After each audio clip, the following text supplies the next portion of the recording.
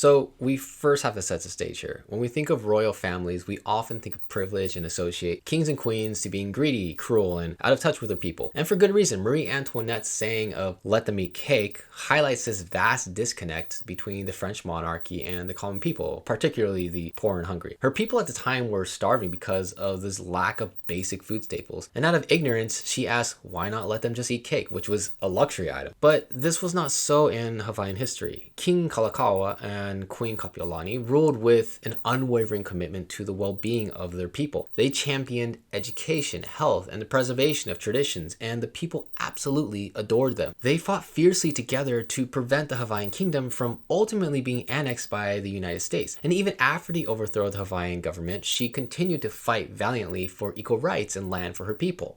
This motto of Queen Kapiʻolani was Kulia Ika Nu'u, strive for the summit.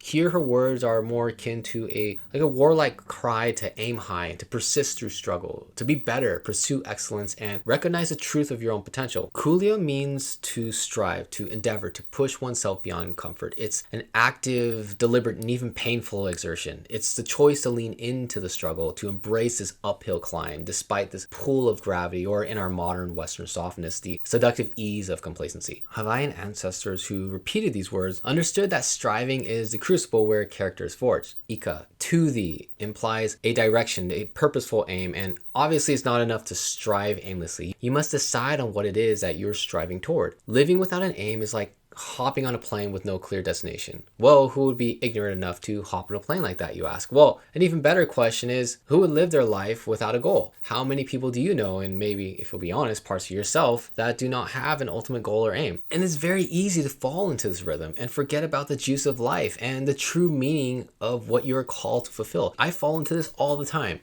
Nu'u, the summit, the highest point. In Hawaiian culture, the summit isn't just a physical peak, but it's also a symbol of excellence and alignment with one's purpose. This peak is a place where you stand closest to the divine, where you fulfill your kuleana to your community and to those who walk the path before you. And in this sense, then, the nu'u is sacred and it's a place of clarity and triumph. Together, these words point towards the human need to exert yourself relentlessly towards the highest point of your existence. Life wasn't all romantic back in the old days. Back before social media and iPhones, our ancestors still struggled with shallow pursuits and fleeting desires. We needed purpose. We needed to take the higher path. In old Hawaiian culture, the transition of boys to manhood involved instilling the discipline needed to move through the world as an adult. And so the tribes would have these young boys undergo these rites of passage. Once adolescent, they would be ordered to climb the highest cliff on the most treacherous pass overlooking the ocean. And then they would have to jump from the top far down into the surf below. And it was hard, it was terrifying, it was challenging. It challenged your physical strength, it challenged your mental aptitude and your spiritual belief. So in a similar manner, we must climb this mountain of meaning, even when the path is steep and the air is thin. So what does it mean to strive for the summit? Well, striving for the summit is a call to reject this downhill slide of ease, the gravitational pull of mediocrity that tempts us to settle for less. The gravity of mediocrity is a procrastination on taking that jog around the block when you told yourself that you're going to be healthier this year. The ancestors knew that life is a struggle and an uphill battle against chaos, distraction, and despair. So whether we think of gravity as a physical or a psychological, it wants to drag us down in both ways. The nu'u is not just the highest place, but it's the highest state of metaphysical vibration. Kūlia implies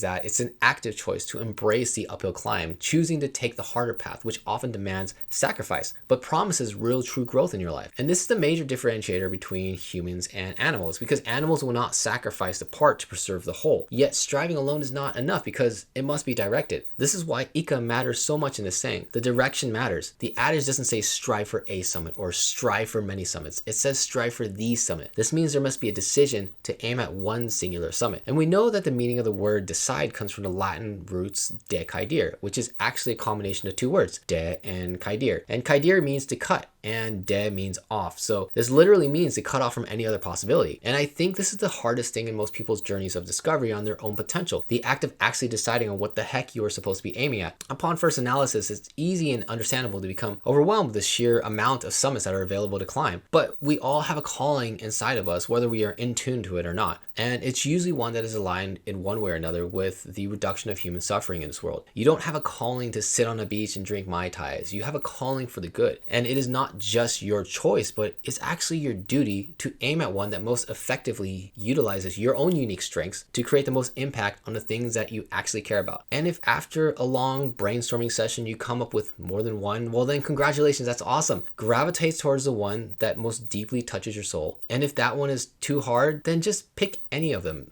So I have this friend that I would always go to with these life and business questions, like which route should I take, or this opportunity has this shiny object over here, and this one, oh man, it's so great. And I always had so much trouble deciding, but almost every time she would sit silently and give me this thoughtful blank stare and then smile and say, just pick one and move, because you can always change. And she was right, she usually is. This is because the path to the nu'u is rarely smooth. Goals that seem promising but lead nowhere are actually part of the journey. If the journey to discovery and creation of your highest self was a simple and easy route, then it would not be worth taking. Yes, you feel like you are falling sometimes. Sometimes you'll work years on something and it will blow up in flames, or sometimes it's just a couple of months and you tried everything and nothing is working. But those are the real moments that test your truth. How badly do you want it? I mean, think about it. Did Queen Kapiʻolani say this to her people? Have them take an action. And if it doesn't, oh, great attempt. Go get some coconut water and relax for the rest of your life. No, but I'm tired. Good. Strive for the summit. But I'm bored. Good. Strive for the summit. But it didn't work. Good. Strive for the summit. Because she knew if you remain agile, adjust, pivot, and keep moving forward, inevitably you'll reach whatever it is that you're trying to achieve. Queen Kapiʻolani's words remind us that excellence is something we are all called as humans to strive for. It's about persistence, about choosing the uphill path, the courageous one, even when it hurts, and especially because it hurts. So this haunts me on a daily basis, and hopefully I can spread some of this fear to you in a good way, of course. At the end of your life, when you face God, the divine spirit, universal consciousness, or whatever you believe in, it will inevitably ask you the most terrifying question in the world. What have you done with the gifts that I gave you? Kulia Ika Nu'u is the call from Queen Kapiolani to do something with your life. Aiming for the highest good or the highest ideal will ensure that the climb is hard and the path is steep, but every step is a testament to your commitment to becoming more than what you are. So take up this challenge, reject this downhill slide, strive for the summit, and let your life become a shining gem of an answer to that final terrifying question. What have you done with the gifts that I gave you? The ancestors are watching and the world is waiting. So this talk is part of a personal journey of philosophical concepts and ancient thought that I'm pursuing, obviously with humility and the deepest respect for Hawaiian and island culture. I'm investigating more so for myself than for anyone else, mostly to remember and to reconnect with my own roots and what my own kupuna were trying to teach me when I was too young and stubborn to truly hear. So all information stated here are opinions of my own and do not reflect the values of the company Drink Root or the team. Mahalo for being here.